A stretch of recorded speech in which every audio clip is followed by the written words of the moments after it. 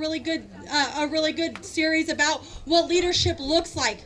And as a leader, you are an influencer. Every single one of you who've got your lives out, every single one of you standing here are an influencer. We are influencing people to do things in a positive, constructive manner.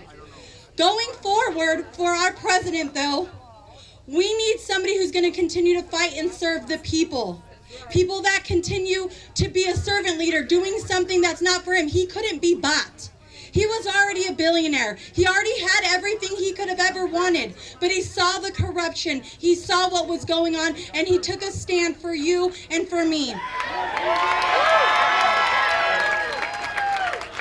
I look at my child now, and I realize the country that I leave to my son right now is not sitting where I want it to be.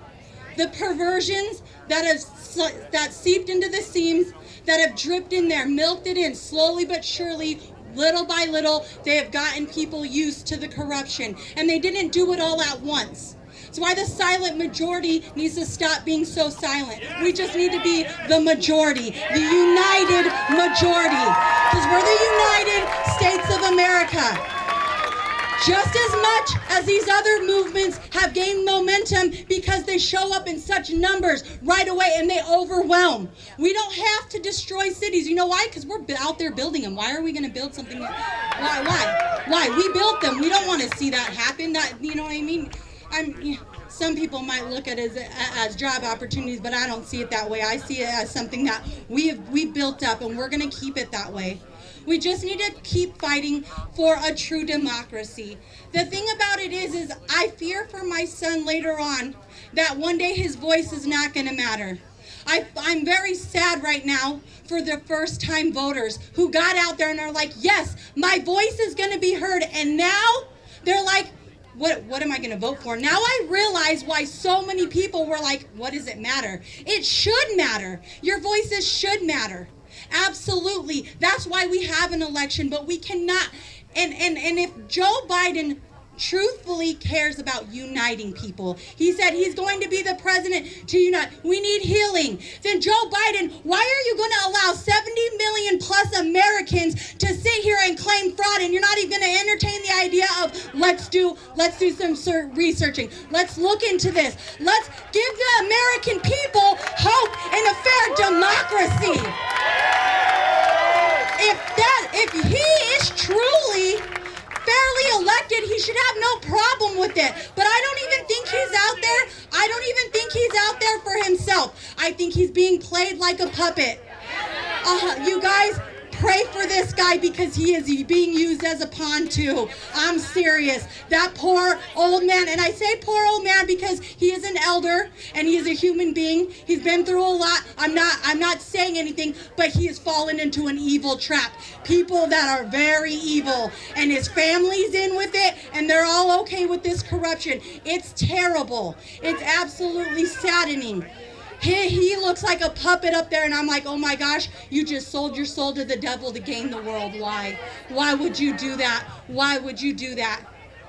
We can't allow that, you guys. So just keep up the fight. Keep up the good fight for freedom. And one more thing. I cannot help but love our history so much. I love history throughout the world. It's so amazing to think about what brave men and women coming together and putting a stop to things can do. Back when our country was fought by those colonists, they were just colonists, farmers, this and that. They didn't have much, but they had enough. That's one thing they did have. They had enough. They were done being taxed. They were done being misrepresented. They were absolutely fed up with it. And they didn't say, well, I got a 9 to 5, so I better just, rely on that. I got a house, so I'm just going to keep paying taxes because it's comfortable, right? Now we've gotten these liberties. We've gotten comfortable with what we have.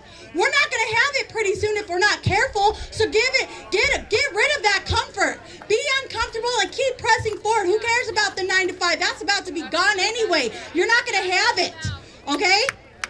Those people, those men and women fought bravely. And I'll say it again. Think about the wars, long muskets, sitting there against your opponent right across the field knowing I'm going to die on this front line. But I don't care, because if that man behind me has